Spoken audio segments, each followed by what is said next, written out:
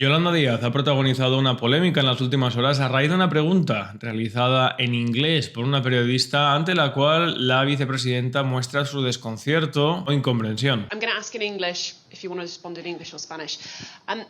Has this incident exposed something wider about Spanish society and the treatment of women than just what's going on in football?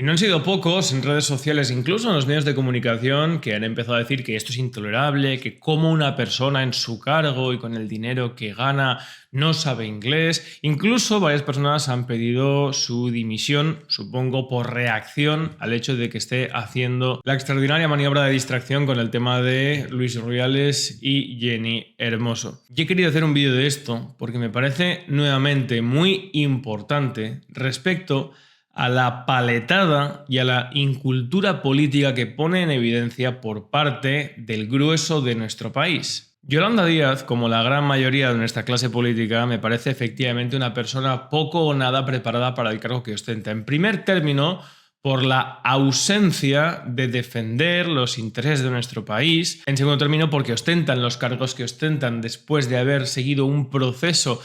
ilícito en el cual lo que han hecho ha sido usurpar lo que le corresponde por derecho propio a los ciudadanos a través de una estratagema engañosa y ficticia para copar el poder total y el Estado y además administrarlo desde todos los puntos de vista de manera nociva hacia los intereses de nuestro país a largo plazo. Algo que, repito, no escapa a nadie de la clase política en los últimos 40 años. Pero es que ella misma, de acuerdo con los principios o con la ideología que dice seguir y defender, no hay declaración que no demuestre también la absoluta ignorancia política de las bases, de los fundamentos, de los pensamientos que podrían enmarcar su ideología como socialista o incluso algunos, aunque considero que solamente con cierta y relativa gracia se puede llamar hoy en día comunista a Yolanda Díaz. Cuando dice que los textos constitucionales deben ser adaptables a cada tiempo o cuando establece que en España hay un país de países, como ella dijo, o una nación de naciones, no solamente desconoce, como digo, los fundamentos del ejercicio básico de la política desde un punto de vista moral, es decir,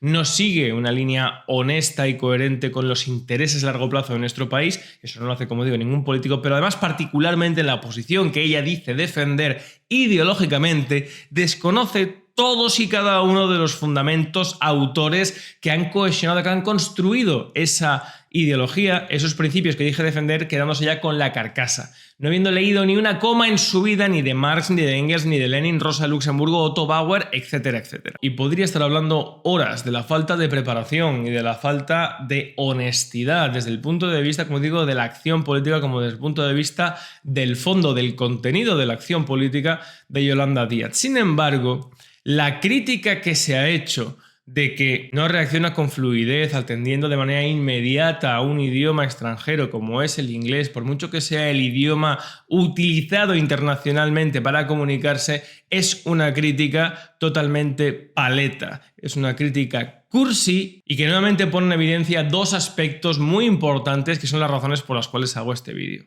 En primer término, el complejo total y absoluto de inferioridad de nuestro país, construido durante décadas, efectivamente, al ser un país que ha hincado la rodilla, un país servil, un país que dirige su acción política, reforma su constitución, dirige sus intereses nacionales de acuerdo con las llamadas y con los intereses de potencias extranjeras que son los que permiten a nuestra clase política vivir sin preocuparse de construir una alternativa a futuro, a largo plazo, para sus ciudadanos. A través de la deuda, a través de la estrategia de defensa, etcétera, etcétera. No hay ningún alto cargo de una de las principales potencias que hoy tienen plato en la mesa para dirimir las cuestiones trascendentales en clave internacional, es decir, que aspiran a ser una potencia y tener independencia y defender sus intereses y negociar con otras potencias, que le hagan una pregunta en un idioma extranjero y la respondan a pesar de hablar fluidamente esos idiomas, como por ejemplo Xi Jinping en China, Vladimir Putin, Joe Biden en Estados Unidos, pero también en el caso de Brasil o en el caso de India, etcétera, etcétera. ¿Por qué? Porque el máximo representante de un Estado no solamente representa la estructura estatal política, sino que representa a una nación y representa una trayectoria, una cultura, unas señas de identidad, unos puntos fundamentales que debe hacer valer y debe defender por encima de todo en clave internacional.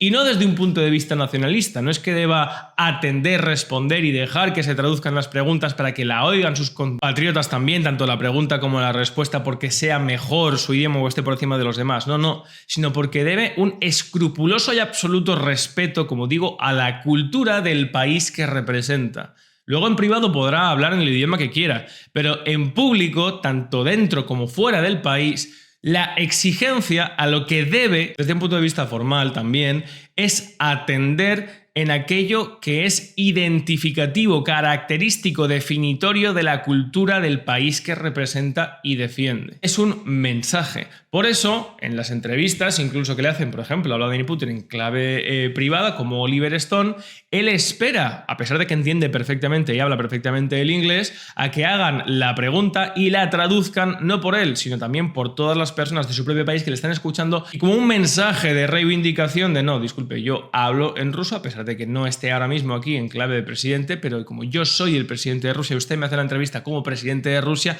yo espero a que se traduzca la lengua de las personas por las cuales yo estoy aquí y luego le respondo con el idioma de la cultura y el país que yo represento y debo defender. Sin embargo, en este país tenemos por un lado ese complejo absoluto de inferioridad construido durante décadas y por otro lado esa cursilería de los que han ido a colegios privados de ay, no sabe inglés, you know. Y el segundo aspecto fundamental es una cuestión de incultura política. Toda la gente que dice, pero no, con el cargo que tiene, con el dinero que gana, ¿cómo no sabe inglés? Damas y caballeros, no estamos hablando de un empleo como el que trabaja en la prestación de servicios, donde lo fundamental es atender a otro y por lo tanto tener fluidez y congraciarse en diferentes idiomas para poder atender de la mejor manera. No estamos hablando tampoco de los intereses de una empresa en los cuales hay que defender los intereses económicos de la corporación y por lo tanto buscar también el congraciamiento para hacer negocios con miembros de otras empresas, etcétera, etcétera. Estamos hablando de un cargo político, un cargo de poder, donde lo fundamental ante todo es el ejercicio del poder, cuyas dos notas fundamentales a la hora de ejercer correctamente el poder deben ser la inteligencia, el poder ver incluso crecer la hierba para reaccionar de manera acertada ante cada una de las situaciones sin cometer abusos, extralimitarse, porque cuando se ejerce el poder y uno se equivoca, desgraciadamente influye negativamente o de manera más negativamente de lo que podría haberlo hecho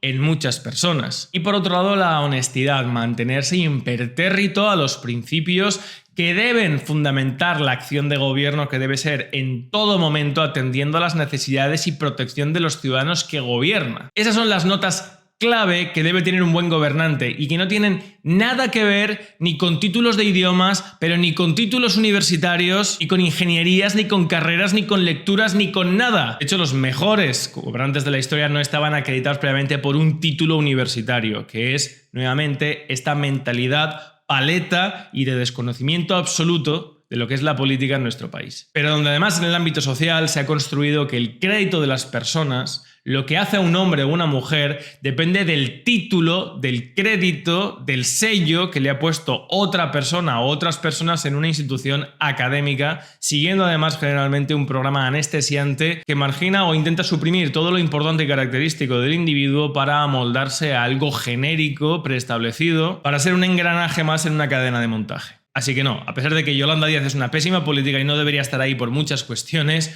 no debería estar ahí por no saber inglés o por no tener tal título ni Rajoy ni ningún político español que no hable inglés. Es más, es que tienen el deber, tienen la obligación de defender, de hablar y de que se hable español. De hecho, damas y caballeros, por eso la primera medida que han tenido los partidos regionalistas, nacionalistas, antes de la sesión de investidura, la constitución de la mesa del Congreso, es exigir ante la oportunidad que tiene en este momento nuevamente a través del Estado de asaltar a la nación, permitir el uso de las lenguas cooficiales en el Congreso. ¿Por qué? Porque eso es un mensaje político. Si se les permite y pueden hablar en la lengua regional en un parlamento, están teniendo un estatus cultural independiente diferenciador del resto, que es una acreditación política en una esfera política de algo diferenciador, individual, característico, para por lo tanto tener sustancia y defender algo diferente. En este caso, que son un país propio, porque lo que buscan es, a través de la ambición de siempre